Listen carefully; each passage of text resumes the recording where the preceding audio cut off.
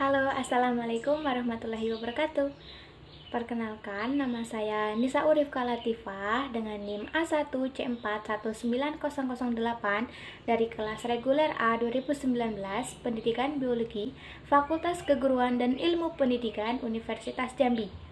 Nah, kali ini saya akan melakukan kegiatan praktikum lagi dengan judul tipe-tipe telur. Adapun tujuan dari praktikum ini yaitu untuk mengetahui tipe-tipe telur pada vertebrata dan membandingkan antara beberapa spesies dengan tipe telur yang berbeda. Hewan vertebrata memiliki telur sebagai salah satu alat perkembangbiakannya. Nah, telur yang dimiliki antara hewan vertebrata berbeda bentuk dan ukurannya. Perbedaan ini bisa kita lihat dari vetellus atau yolk yang dimiliki oleh hewan tersebut. Telur mempunyai dua kutub pembelahan. Yang pertama yaitu kutub animal berada di bagian atas dan kutub vegetal berada di bagian bawah. Kutub animal mengandung yolk yang lebih sedikit dibanding dengan kutub vegetal.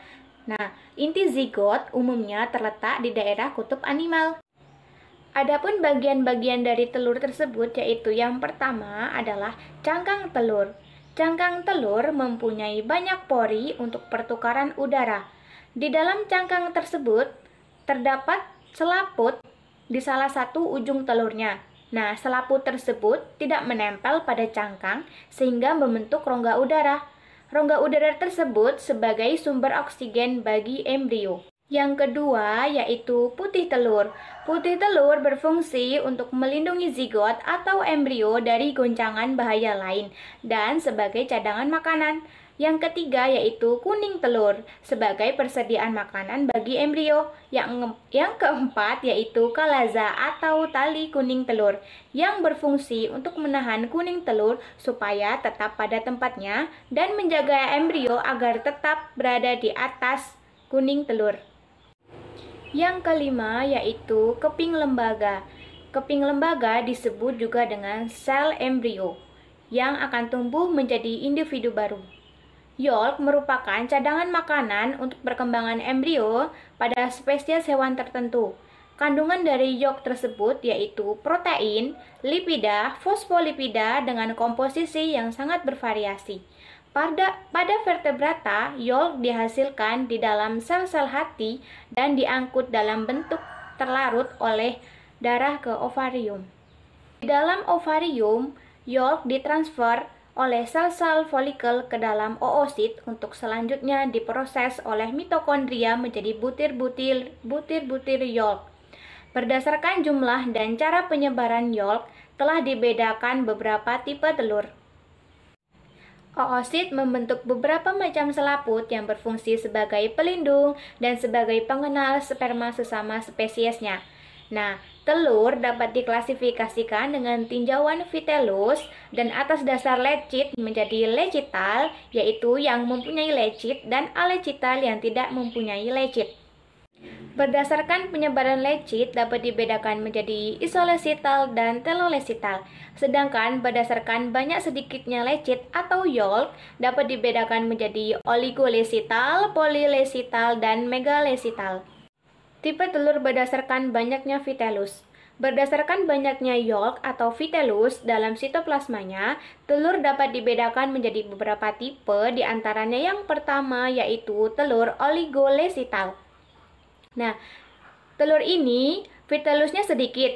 Sel telur yang dimilikinya yaitu sedikit sekali atau hampir tidak mengandung yolk. Keadaan ini dapat dijumpai pada sel telur dari bangsa mamalia dan manusia. Yang kedua yaitu telur mesolecital. Vitellus yang dimilikinya sedang. Nah, sel telur yang mengandung cukup banyak yolk dan tersebar, tetapi banyak yang tertimbun di daerah vegetal. Keadaan ini pada sel telur dari mesolecital ini biasanya dapat ditemui pada bangsa amfibi dan pisces. Yang ketiga yaitu telur polylecital. Vitellus yang dimilikinya banyak. Sel telur yang mengandung banyak yolk dan tertimbun pada salah satu area. Keadaan ini dijumpai pada sel telur dari bangsa unggas dan reptil. Yang keempat yaitu telur megalecital atau telolecital ekstrim. Nah, telur ini yaitu jumlah yolk yang dimilikinya sangat banyak sehingga inti dengan sedikit sitoplasma terdesak ke permukaan telur. Telur tipe ini berukuran besar, contohnya pada telur aves dan reptil. Selanjutnya yaitu tipe telur berdasarkan persebaran vitellus.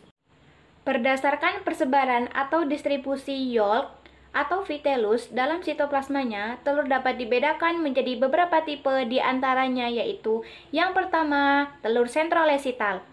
Yolknya terhimpun pada bagian dalam dari telur dan sitoplasma terdapat sebagai selaput tipis pada permukaan telur dengan pulau-pulau sitoplasma di pusat telur. Contohnya tipe telur ini yaitu telur antropoda.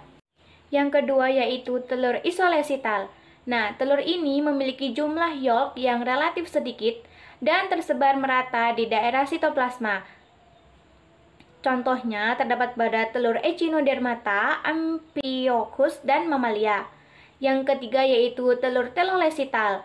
Jumlah yolk yang dimiliki oleh telur tersebut relatif banyak dan tersebar di daerah sitoplasma pada daerah kutub vegetatif. Di sini saya akan melakukan kegiatan praktikum mengamati tipe-tipe telur pada hewan vertebrata, terutama pada spesies unggas.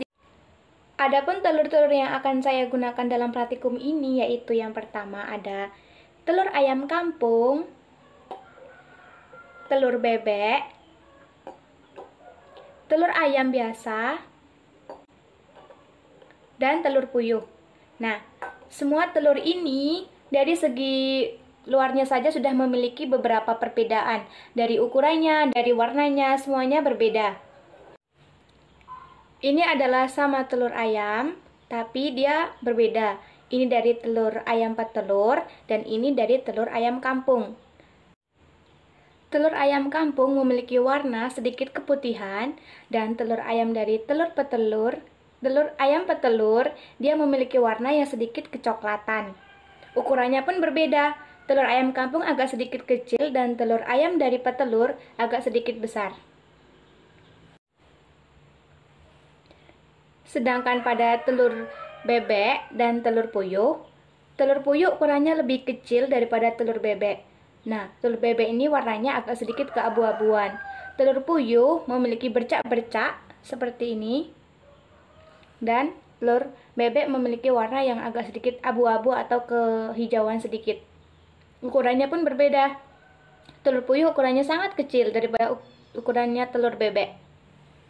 Adapun alat dan bahan yang digunakan yaitu pisau, wadah, telur bebek yang mentah, telur bebek yang sudah direbus, telur ayam kampung yang mentah dan telur ayam kampung yang sudah direbus, telur puyuh yang mentah dan telur puyuh yang direbus, serta telur ayam petelur yang mentah dan telur ayam petelur yang sudah direbus. Langkah selanjutnya yaitu kita akan memecahkan telur yang mentah. Ini adalah telur-telur mentah yang sudah kita pecahkan. Pada bagian telur yang mentah terdapat membran cangkang atau selaputnya dan terdapat cangkang. Itu yang warna putih nampak sekali, itu adalah membran cangkangnya. Dan sekarang kita akan melihat ruang udara yang terdapat pada cangkang telur. Nah, itu adalah cangkang telur, ruang udara pada cangkang telur. Kemudian itu adalah putih telur atau albumin, dan yang kuning itu adalah kuning telur. Ini semua adalah telur-telur yang sudah kita amati. Dari bagian-bagiannya semuanya sama, namun pada cangkangnya berbeda. Mereka memiliki struktur atau lapisan cangkang yang berbeda-beda.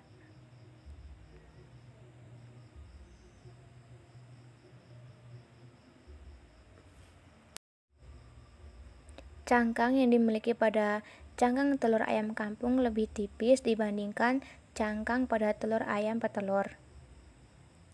Pada telur puyuh juga sangat tipis sekali cangkangnya.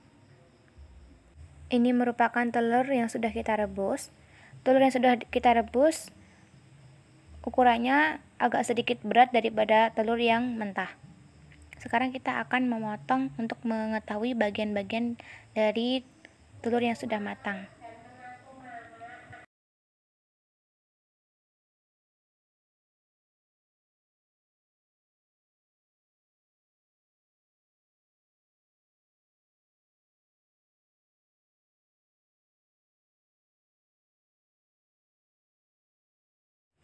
Ini adalah penampakan dari telur yang sudah kita rebus. Telur yang sudah kita rebus dapat kita amati bagian-bagiannya. Sama seperti telur yang mentah tadi, ini merupakan bagian dari cangkang telur. Setelah cangkang telur, kita akan menemukan membran cangkang atau selaputnya. Kemudian kita akan melihat bagian-bagiannya. Ini adalah selaput atau membran cangkang yang berwarna putih tersebut.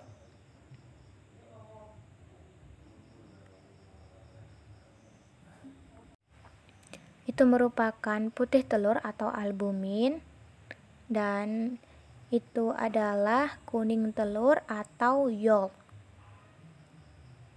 Pada telur bebek sama strukturnya, bagian bawah itu adalah rongga udara, itu adalah kuning telur, dan pada telur bebek juga memiliki membran cangkang atau selaputnya dan cangkang. Sayangnya pada telur ayam kampung kita mengalami kegagalan, mungkin dikarenakan telurnya tersebut sudah lama. Pada telur puyuh sama seperti telur yang lain strukturnya atau bagian-bagiannya, namun dia memiliki cangkang yang lebih tipis dibandingkan telur yang lainnya. Nah, jadi dari praktikum yang telah kita lakukan dapat disimpulkan bahwa telur-telur yang sudah tergolong ke dalam telur megalesital atau telur telolesital ekstrim. Kenapa digolongkan ke dalam telur tipe tersebut? Karena dia memiliki yolk yang sangat banyak, sehingga inti dengan sedikit sitoplasma terdesak ke permukaan telur. Sehingga inti sel sangat berdekatan dengan membran sel. Telur tipe ini berukurannya sangat besar, contohnya pada telur aves dan telur reptil.